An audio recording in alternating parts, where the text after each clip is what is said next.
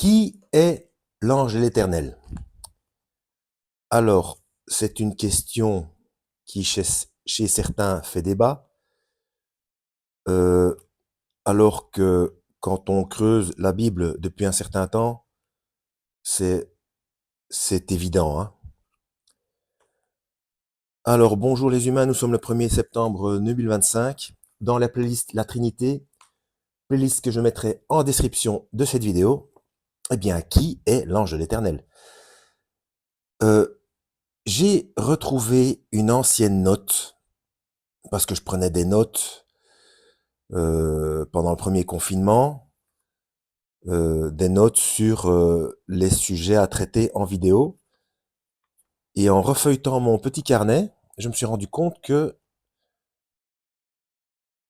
il y avait une information sur laquelle j'étais tombé et que dont je n'avais pas parlé. Euh, du moins, il me semble, puisque je ne l'ai pas coché. Donc, vous verrez ça dans les autres vidéos de ma playlist La Trinité. Donc, c'est peut-être une redondance, mais je ne pense pas, hein. Alors, ce que j'avais noté, c'est que la première personne à qui l'ange de l'Éternel s'est adressé, c'est Agar, la maman d'Ismaël. Et ensuite, j'avais terminé ma note par une erreur, mais que je vais vous lire. Comme ça, vous comprendrez qu'il ne faut jamais rester figé, hein. Il faut toujours faire des recherches. Et c'est pour ça aussi, je le répète encore une fois, donc si vous êtes nouveau sur ma chaîne, bienvenue, mais ne vous fiez surtout pas à une seule vidéo. Allez voir mes playlists, je traite de tout un tas de sujets différents. Et mes playlists, je les laisse de manière chronologique, sauf une que j'ai mis à l'envers, je crois, où j'ai mis les plus récentes. Et ensuite, ça remonte dans le temps. Mais bon, je laisse mes anciennes vidéos, et normalement, mes playlists commencent par les plus anciennes, comme ça, vous voyez l'évolution et les rectifications que je fais au fur et à mesure de mes recherches et des choses des informations qu'on me donne, et du danger de rester figé, hein. Parce que bon, il y a des choses que je confirme, mais il y a des choses auxquelles il faut pouvoir, il ne faut pas s'enfler d'orgueil, il faut pouvoir reconnaître ses torts, parce que ça permet d'avancer et de voir plus clair. En fait, bref, l'erreur que j'avais faite, j'avais écrit « Et il n'apparaît plus après la venue du Christ ».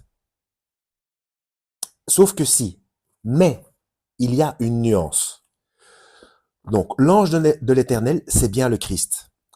Mais on le trouve dans le Nouveau Testament aussi.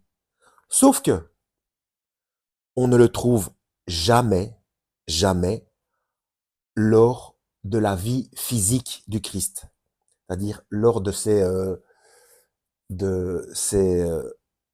33 années de vie charnelle parmi nous, hein.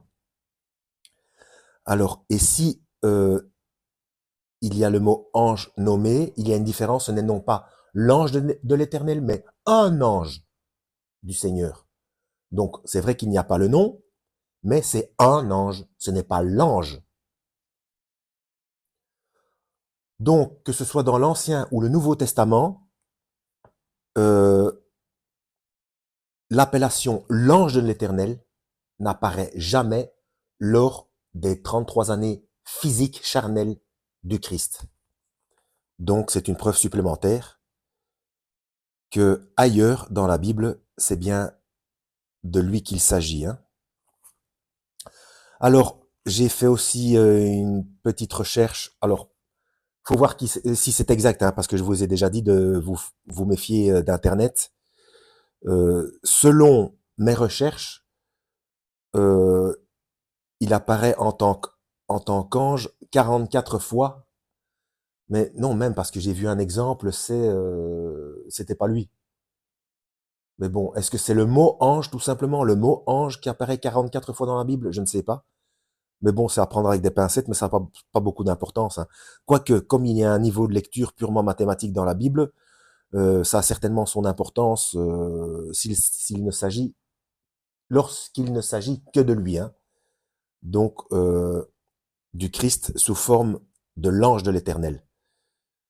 Euh, un petit rappel comme ça, concernant Internet, je rappelle que sur Wikipédia, Alors que, allez voir dans ma playlist Évidence versus scepticisme, il y a plusieurs hommes politiques et autres personnes tout à fait sérieuses qui parlent d'un gouvernement mondial et d'un nouvel ordre mondial, notamment Jacques Attali, Sarkozy, Bush père et fils, Ronald Reagan, qui d'autre, enfin bref, tout un tas de personnes très sérieuses, et que quand vous allez sur Wikipédia, on vous dit que c'est une thèse complotiste.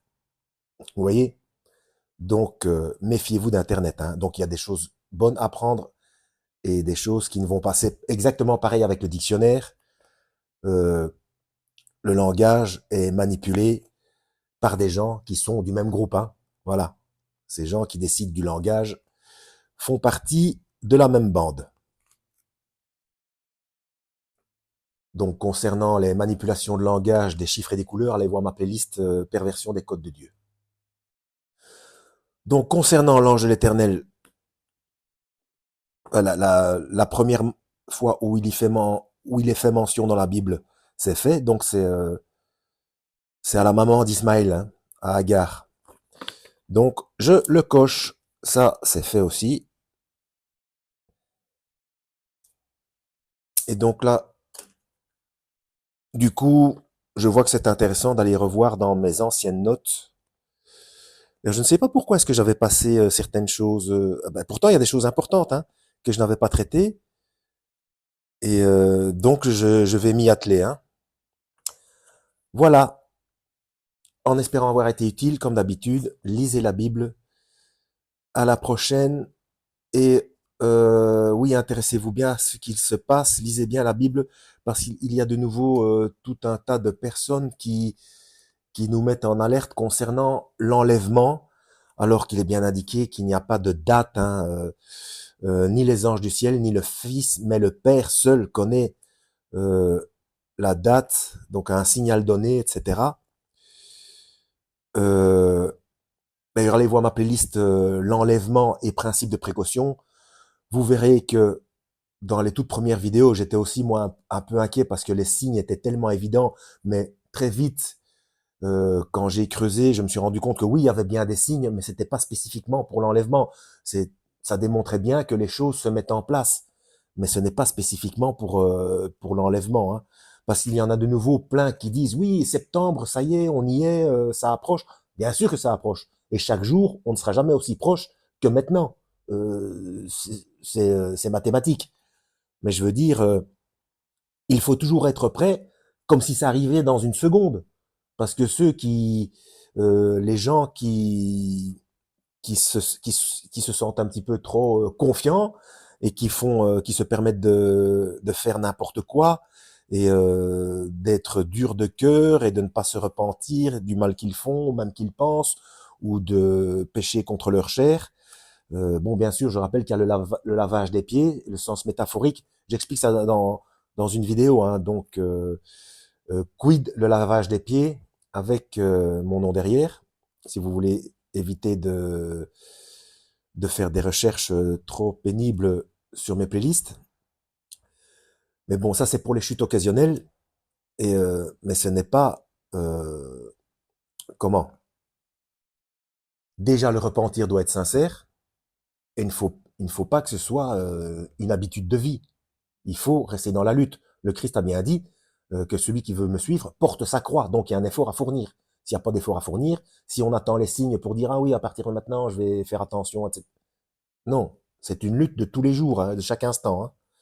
Voilà, la perfection n'est pas de ce monde, donc on peut chuter. C'est comme ça, hein, surtout quand on voit des injustices, des choses. Donc c'est comme les gouvernants. On sait très bien que les gouvernants sont complices. Eh bien, c'est de la persécution. Que dit le Seigneur? Priez pour ceux qui vous maltraitent et vous persécutent. Celui qui ne pardonne pas à autrui, mon Père ne lui pardonnera pas non plus. Parce que si on est dur de cœur, même avec raison, quel mérite on a? On ne fait aucun effort. Voilà. Bon, cette fois-ci, j'y vais parce que ça fait quand même plusieurs minutes qui n'ont rien à voir avec l'ange de l'Éternel. Enfin, quoique, si, quand même. Mais bon. À la prochaine, lisez la Bible et que Yahweh vous guide.